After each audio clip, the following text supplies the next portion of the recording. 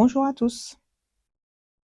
Le thème que nous allons aborder aujourd'hui, c'est le fichage bancaire.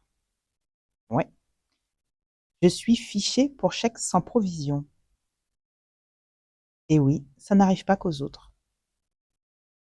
Quand on reçoit une lettre recommandée de sa banque, nous informant qu'un chèque n'est pas passé et que vous êtes fiché au fichier central des chèques, on a l'impression que le monde s'arrête de tourner.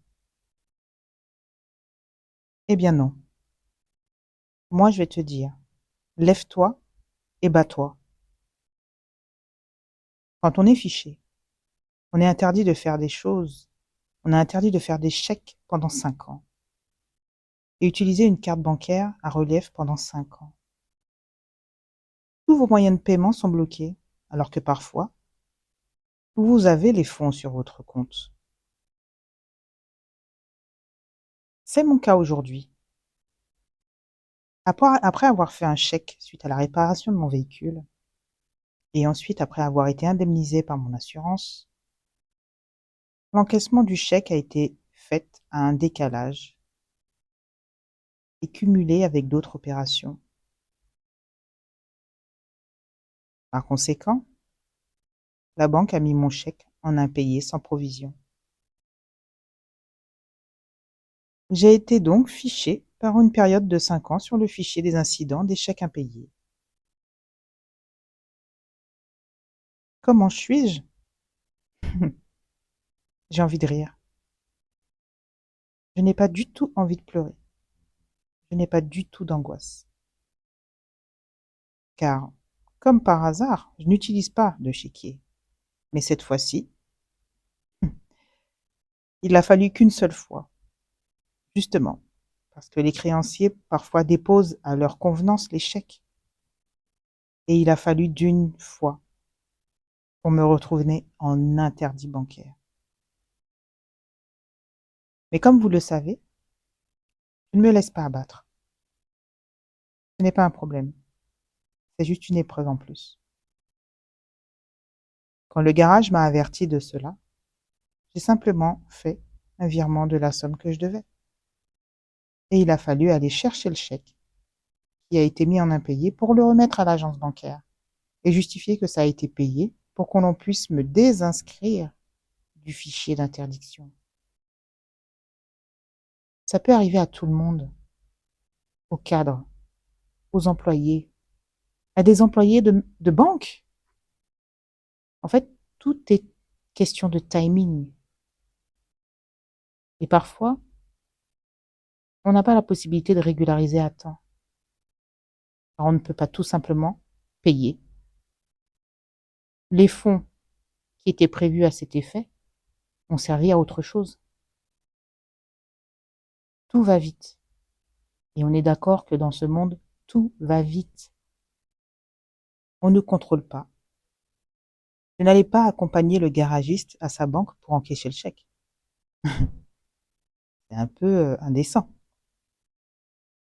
Encore une fois, quand on est en décalage avec le système, quand on ne répond pas au doigt et à l'œil, on est sanctionné sans comprendre parfois.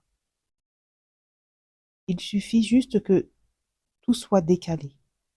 Les encaissements, les indemnités versées par des organismes parfois publics et nationaux qui prennent parfois du temps, eh bien, les problèmes de trésorerie des entreprises aussi existent. Les salaires arrivent tardivement ou pas à une date fixe, ou même parfois des banques qui traitent votre dossier après des mois, mais les seules dates qui sont fixées et respectées et qui ne sont jamais en retard, je pense que vous allez être d'accord avec moi, ce sont les prélèvements sur nos comptes. La date est fixe et bien respectée. Ouais, les prélèvements.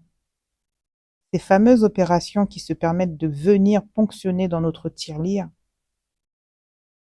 soit dans l'argent qui nous appartient. Je me dis, est-ce qu'il nous appartient réellement? finalement. Là aussi, quand on veut faire la révolution et que l'on demande à un fournisseur de faire un virement et de ne pas être prélevé, c'est soit nous n'avons pas le droit au produit, soit ça nous coûte des frais. Mais le comble, en aucun cas, c'est normal de devoir payer, comme on le souhaite, un fournisseur, de devoir payer de la manière que l'on veut un fournisseur. Mais on s'aperçoit qu'à l'inverse, pour encaisser, pour se faire rembourser, pour pouvoir recevoir des indemnités ou une rémunération, il n'y a pas de date fixe. On doit attendre que ça arrive. Qu'il y ait des chèques ou pas en attente, qu'il y ait des prélèvements ou pas, on doit attendre. Pour finir, on reçoit dans sa boîte aux lettres un recommandé, vous annonçant que vous êtes fiché. Sachez que ce n'est pas une fin en soi, c'est une méthode d'intimidation. Il n'y a pas d'écoute. C'est montrer encore une fois que nous ne sommes pas libres, mais prisonniers d'un système qu'il n'y a pas de juste valeur. Être malade et ou vouloir faire des choix de vie n'est pas compatible avec les finances. Et pourtant, c'est à ce moment-là que l'on a besoin de conseils et d'accompagnement des banquiers. Mais non, quand on n'arrive pas à les joindre, quand tout va bien, on les a quasi tous les jours au téléphone quand tout va mal. Ça devrait être dans les deux sens. Un conseiller doit pouvoir nous accompagner, nous donner les conseils et les astuces pour ne pas avoir trop de frais. Donc, il ne faut pas baisser les bras. La vie vous dresse des épreuves, mais ce n'est pas un problème. Ce sont juste des défis qui vous permettent de vous poser et de faire des réflexions sur ce qui est bon pour vous. Le retour à soi est important. Acceptez ce qui vous arrive, vous libérera, excusez-moi, et mettra en lumière la direction à prendre. Mettre votre corps en survie vous permet de développer des compétences inimaginables. Certes, c'est un moment très difficile à encaisser, mais c'est un moment à accepter. C'est un défi à relever. Il faut se poser des questions, il faut se remettre en question. Pourquoi ça m'arrive? Et rechercher le positif dans ce qui vous arrive. Donc, si toi aussi, tu fais face à une lettre recommandée pour fichage, il y a des solutions pour rebondir. Il ne faut pas que tu penses aux résultats, mais au moment présent et aux actions que tu peux mener pour changer ta trajectoire.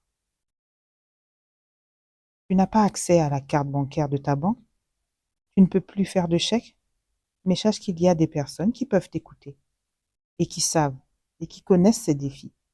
Et surtout, il n'y a pas qu'une seule banque. Donc, écoute la voix interne qui est en toi. Elle te guidera. Mais surtout, trouve cette voix interne qui te parle. Ne reste pas focus sur le problème, sur le résultat, car c'est maintenant que tu dois agir. C'est maintenant que tu dois réfléchir pour prendre une nouvelle trajectoire. Alors, courage et prends soin de toi. Tout va se régulariser. À bientôt. Je te souhaite une bonne journée ou une bonne soirée si tu écoutes mon podcast en soirée. Bye bye.